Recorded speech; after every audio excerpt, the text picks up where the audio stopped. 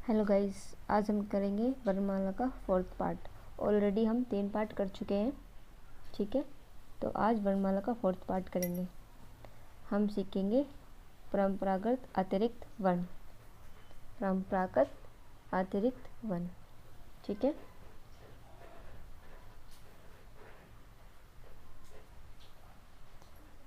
पहले हम वर्णमाला के 3rd पार्ट की बात कर लेते हैं। जीवा के आधार पर री को नहीं गिना जाता, पर मुख खुलने के आधार पर री को गिना जाता है, ठीक है। मुख खुलने के आधार पर री को गिना जाता है, वो कहाँ? समवर्त स्वर में, ठीक है। अब इसको कैसे याद करेंगे? जब सुई लगती है तो कोई बच्चा उई उई करता है ना, तो कोई कोई ऐसे भी तो करता है, री री ऐसे, इस टाइप से। या रोते हैं तो, ठीक है, ऐसे याद हो जाएगा। और ये नीचे है ही सजातीय स्वर, इनको सजातीय स्वर कहते हैं, इनको विजातीय स्वर कहते हैं, और इनको संयुक्त स्वर भी कहते हैं, ठीक है। इनको संयुक्त स्वर भी कहते हैं, ओके। अब कर रहे थे वर्णमाला का 4th पार्ट, परंपरागत अतिरिक्त वर्ण, ठीक है, जिसमें हमारे आते हैं 3 वर्ण: चंद्रबिंदु, अनुस्वार, विसर्ग, ठीक है। चंद्रबिंदु, अनुस्वार, विसर्ग, विसर्ग, ठीक है। चंद्रबिंदु अनुनासिक वर्ण, अनुनासिक वर्ण जिनमें नाक से कम और मुख से ज़्यादा वायु निकलती है उच्चारण करते टाइम, ठीक है ना। ये तद्भव शब्द होते हैं और ये हिंदी शब्दों में प्रयोग होते हैं। उदाहरण के लिए गांव, चांद, दांत, कंटक और 5, ठीक है। तो इससे क्या सीखा? जहाँ भी चंद्र बिंदु आएगा वो हिंदी का तद्भव शब्द होगा, ठीक है। तद्भव शब्द में प्रयोग होगा चंद्र बिंदु वाला शब्द, ओके।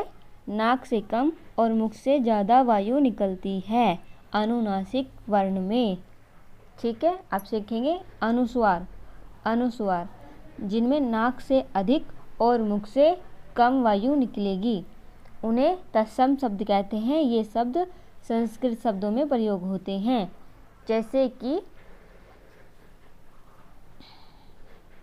चंद्र, ठीक है, चांद का चंद्र, दांत का दंत, कंटक का वो कांटे का कंटक, 5 का पंच, गंगा, संयम, संसार। ये कैसे वर्ण है? संस्कृत के।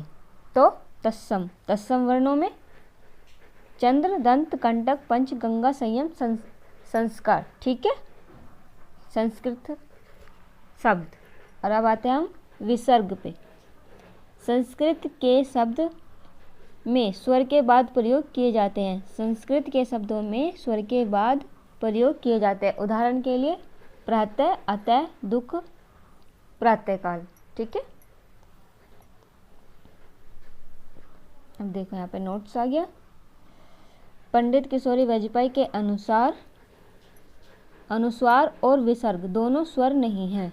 अनुस्वार और विसर्ग दोनों स्वर नहीं हैं। अनुस्वार और विसर्ग, ठीक है, दोनों स्वर नहीं है। यह व्यंजन की तरह स्वर से पहले नहीं आते, अतः बाद में आते हैं, अतः इनको अयोगवाह कहा गया या अयोगवाह कहते हैं, ठीक है। जैसे कि हम लिखते हैं कै, तो कै में कै पहले आ रहा, ए बाद में आ रहा, ठीक है। तो व्यंजन के बाद स्वर आ रहा है ना, ठीक है। लेकिन यहाँ पे देखते हैं, यहाँ अतः, अतः में स्वर पहले आ रहा है, व्यंजन पहले आ रहा है और अयोगवाह बाद में, ठीक है। तो ये व्यंजन की तरह स्वर से पहले नहीं आते, बाद में आते हैं, ठीक है। व्यंजन स्वर से पहले नहीं आते।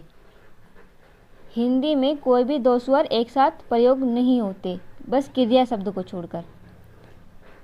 हिंदी में कोई भी 2 स्वर, जैसे कि 11 स्वर होते हैं ना, बस क्रिया शब्द को छोड़कर, जैसे कि आई, तो ये क्या हो गया? क्रिया शब्द हो गया। तो इसको छोड़कर और कोई भी हिंदी में, ऐसे नहीं कि वैसे शब्द आगत स्वर या विदेशी, ऐसे नहीं, हिंदी में ही कोई दो स्वर एक साथ नहीं आएंगे। ठीक है, यहाँ पे देखते हैं।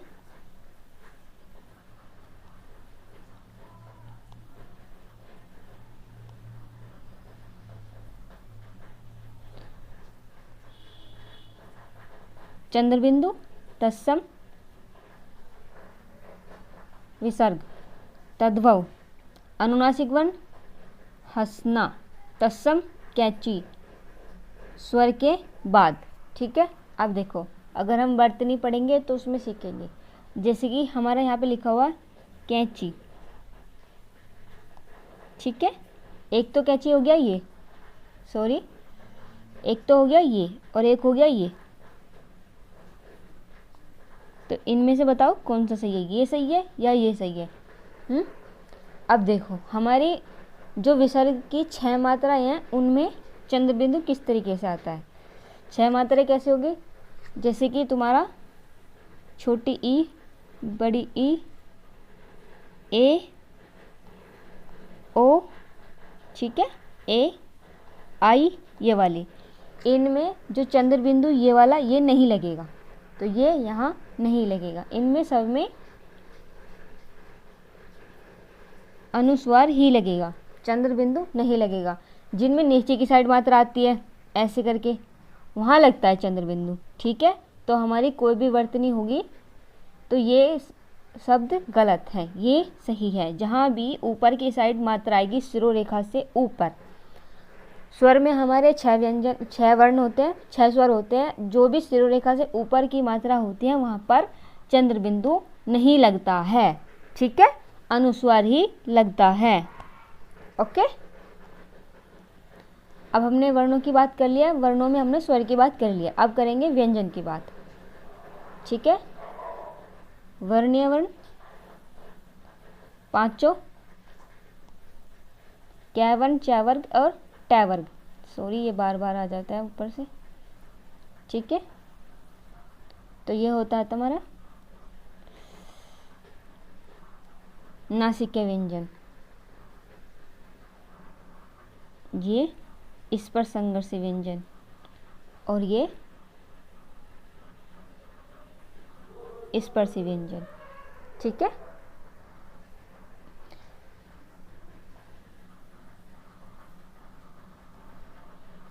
वर्गीय व्यंजन की कुल संख्या 25। अब देखो स्पर्शी व्यंजन तो ये तुम निकाल लोगे, 4 ये हैं और 4 4 ये हैं, 16। अब है स्पर्श संघर्षी व्यंजन। स्पर्श संघर्षी व्यंजन क्यों बोल रहे हैं? च बोल के देखो, च च एक तो स्पर्श भी कर रहा है, ठीक है, और संघर्ष भी हो रहा है। च, छ, ज, झ। ठीक है, इसलिए इसको स्पर्शी संघर्षी व्यंजन कहते हैं।